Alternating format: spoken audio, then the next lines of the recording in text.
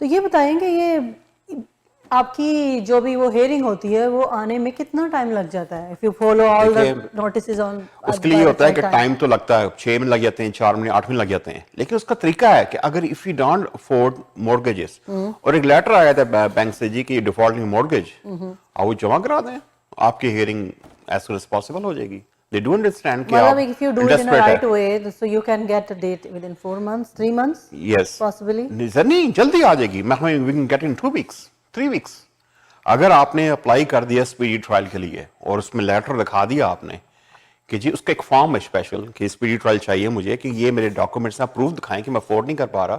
تو ڈیفینیٹلی کام ہے اسپیڈی آپ کی اسپیڈی ٹرائل آ جائے گا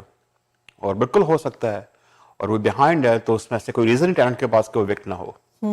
یا دوسرا کیا ہے دوسری ٹپ یہ لینڈ لارڈ کی کہ مثلاً جب آپ رینٹ پہ دیتے ہیں گھر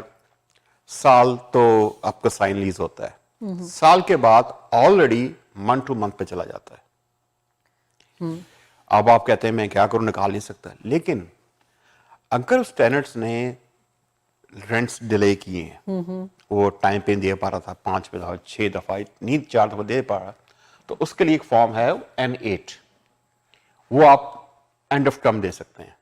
جب سال کا لیز ہوا اینڈ آف ٹرم اس کی legal end of term lease agreement جب سال ختم ہوا ہے اوکے اس کے بعد وہ آپ کی منتھ ٹو منتھ ہوگی منتھ ہو گئی ہے تو سال سے ختم ہونے سے پہلے ہی آپ اس کو دے سکتے ہیں اینڈ آف ٹرم جس سال کا ایگریمنٹ کیا ہے بفور سوئچنگ ٹو منتھ آپ اس سے دے سکتے ہیں N8 اگر آپ نے after a year you don't want to rent out to the same tenant or whatever تو آپ یہ دے سکتے ہیں بھائی یہ N8 ہے. لیکن اس پہ بات یہ کہ جو بھی فارم آپ یہ دیکھ رہے ہیں اسکرین کے اوپر میک شیور ڈیٹس غلط نہیں ہونی چاہیے. ڈیٹس سے اتنا فل ہونا چاہیے وہ آپ اگر ڈیٹس میں تھوڑی بھی اپنی غلط کر دی تو آپ کا کیس ڈسمس ہو جائے گا.